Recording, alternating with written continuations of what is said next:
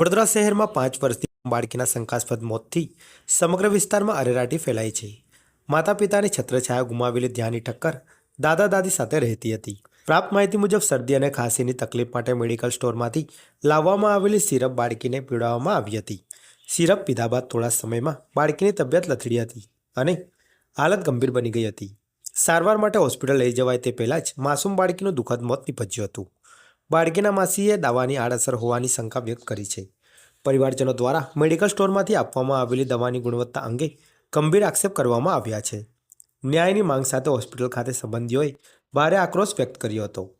બનાવની જાણ થતાં એસીપી આરડી કવા કોતરી હોસ્પિટલ પહોંચ્યા અને સમગ્ર મામલે તપાસ હાથ ધરી છે. હાલ બાળકીનું પોસ્ટમોર્ટમ કરવામાં આવશે અને પોસ્ટમોર્ટમ રિપોર્ટ બાદ જ મોતનું સાચું કારણ સ્પષ્ટ થશે. વડોદરામાં ઘટના બાદ આરોગ્ય તંત્ર અને દવાઓની ગુણવત્તા અંગે ગંભીર પ્રશ્નો ઊભા થયા છે. સવારે 8 વાગ્યાની આસપાસ એ જે બેબી એક્સપાયર થઈ ગઈ છે ધ્યાની, એના ફોઈનો ફોન આવ્યો કે તમે જલ્દી આવો વડોદરા, એમ કે એ સિરિયસ છે ધ્યાની. એટલે અમે તરત પછી અમે ખંભાત રહીએ છીએ, અમે ખંભાતથી તાત્કાલિક નીકળ્યા. અમે અહીંયા આવ્યા અને ઇલોરા પાર્ક સુધી પહોંચીએ ત્યારે મેં એમને પાસે લોકેશન મંગાવ્યું હોસ્પિટલનું. તો એમણે એવું કીધું કે અમે હોસ્પિટલથી ડિસ્ચાર્જ લઈ અને ઘરે લાવી દીધી છે બેબી અને એક્સપાયર થઈ ગઈ છે.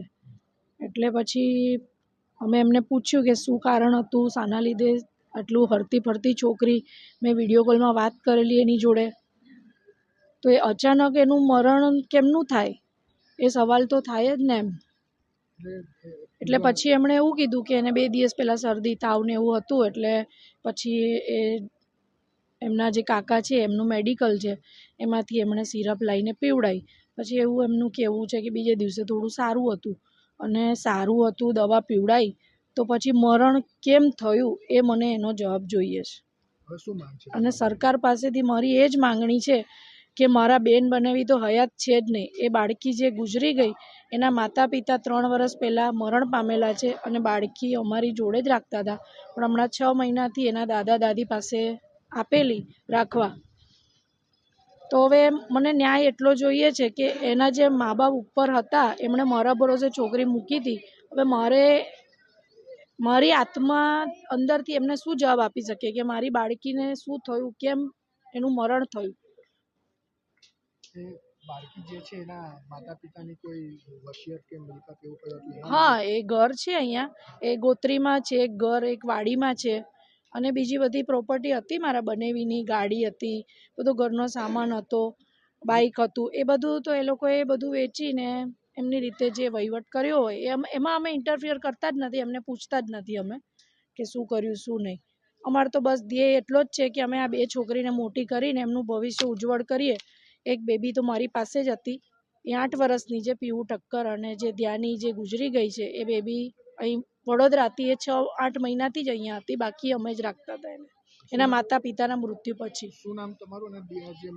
મારું નામ રૂપલબેન પટેલ છે. હું દીકરીના માસી થઉં અને હું ખંભાત રહું છું. હું પોતે શિક્ષિકા છું અને આ છોકરીઓ બંને મારી જે સ્કૂલ હું જોબ કરું છું ત્યાં જ બંને ભણતી હતી.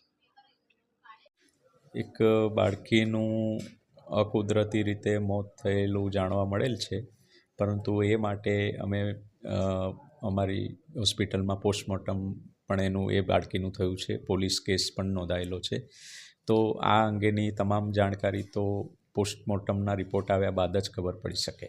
પરિવારનો આક્ષેપ છે કે સિરપ પીવાથી બાળકીનું મોત થયું. આપને શું લાગે છે કે હવે આ બાબતે કંઈ કહી ન શકાય, કારણ કે એને કઈ માત્રામાં દવા આપી છે, શું આપ્યું છે, દવા જ છે કે બીજું, એ બધી બાબતો પોસ્ટમોર્ટમ રિપોર્ટમાં જ ખબર પડી શકશે. ગોરવા પોલીસ સ્ટેશનમાં એવી રજૂઆત આવી હતી કે 5 વર્ષની બાળકીનું ડેથ થઈ ગયું છે.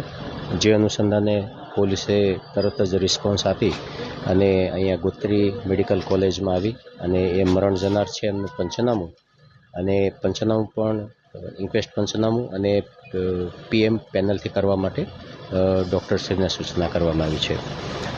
એમના મરણ જનાર છે એમના માસી તરફથી આક્ષેપો હતા કે કંઈક ખોટું થયું છે, પણ રાઇટ નાઉ અત્યારે વિષય એવો છે કે પંચનામું કર્યા પછી એમનું PM થશે, PMમાં પેનલથી થશે અને વિશેરા પણ લેવામાં આવશે અને ફોરેન્સિક રિપોર્ટ આવ્યા પછી એમાં આપણે કંઈક વિવરણ ઉપર આવી શકીએ.